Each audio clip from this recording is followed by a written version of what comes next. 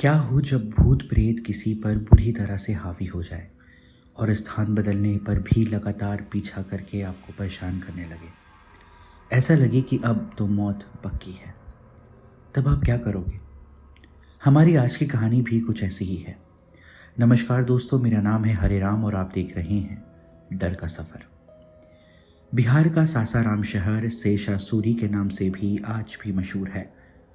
वहाँ पर शेषशाह और उसके परिवार का मकबरा देखने के लिए आज भी लोग दूर दूर से आते हैं। यह सच्ची घटना 1990 के आसपास की है। उस समय सासाराम में ड्यूटी करता था।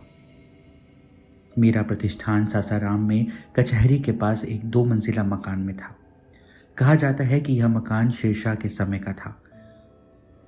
इस समय वह मकान टूट चुका है और उसके जगह पर मार्केट बन गया है। उस समय बिहार में बिजली की काफ़ी समस्या रहती थी।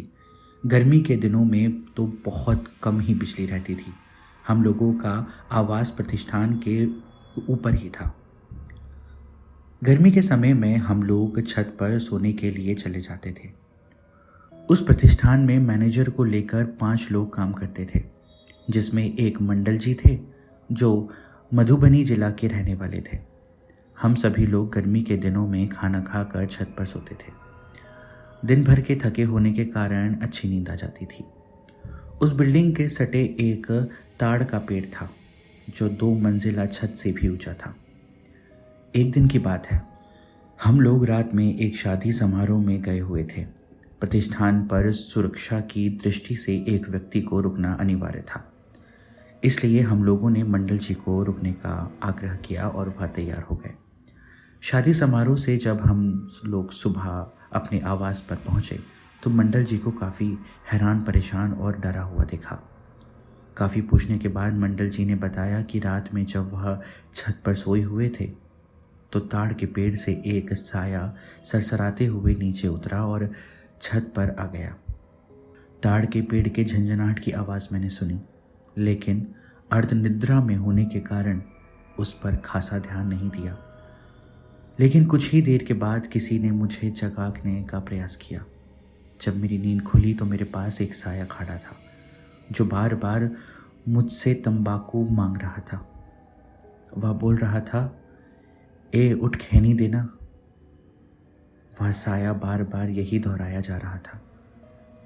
उसे देखकर डर के मारे मेरी हालत काफ़ी खराब हो गई थी। मैं हक्का बक्का उसे देख रहा था और वह ए उठ खैनी देना का रट लगाया हुआ था। उस समय मेरी ऐसी स्थिति नहीं थी कि मैं वहाँ से भागकर नीचे जाऊँ।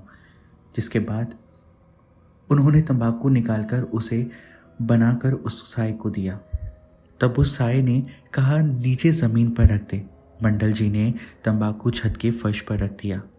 1 सेकंड भी नहीं लगा होगा कि देखते ही देखते वह तंबाकू वहाँ से गायब हो गया।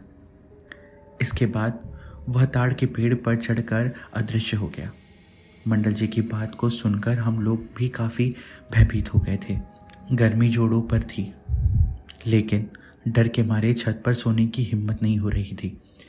इसके बाद प्रतिष्ठान के मैनेजर ने हम लोगों को रहने के लिए मकान ढूंढने का आदेश दिया। हम लोगों ने काफ़ी प्रयास के बाद कालीस्थान के समीप एक फ्लैट देखा जो काफ़ी दिनों से खाली था। हम लोग अगले ही समय से उस मकान में रहने के लिए आ गए। मकान में 2 रूम था और हम लोग 4 आदमी थे। एक रूम में 2 आदमी करके हम लोग उसमें शिफ्ट हो गए। कुछ दिन तो ठीक निकले, लेकिन फिर एक रात मंडल जी काफ़ी ज़ोर ज़ोर से चिल्लाने लगे। रात के 12:30 बज रहे थे।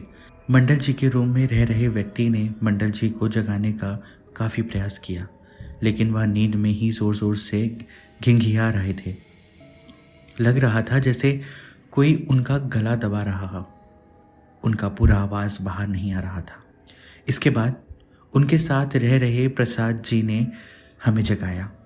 जब हम सभी लोग वहाँ पहुँचे तो देखा कि मंडल जी एकाएक उठकर बैठ गए और अपने गले को ज़ोर ज़ोर से रगड़ रहे थे। पहले तो उनको 1 गिलास पानी पीने के लिए दिया। जब वह कुछ शांत हुए तब हम लोगों ने उनसे पूछा कि क्या आप कोई सपना देख रहे थे। उन्होंने बताया कि कोई हमारी छाती पर बैठकर ज़ोर ज़ोर से गला दबा रहा था। जैसे लग रहा था कि मुझे मारने का पूरा प्रयास कर रहा था। यह सुनकर हम लोगों के रोंगटे खड़े हो गए। हमारी रातों की नींद खराब हो गई। रात भर हम लोगों ने जाग कर सवेरा किया। अगले दिन इसकी जानकारी प्रतिष्ठान के मैनेजर को दे दी। उन्होंने कहा कि सपना देखा होगा और डर गया होगा। अगले दिन हम 4 लोग उसी रूम में सोने का निर्णय करके सो गए। उस रात वैसे कोई घटना नहीं हुई।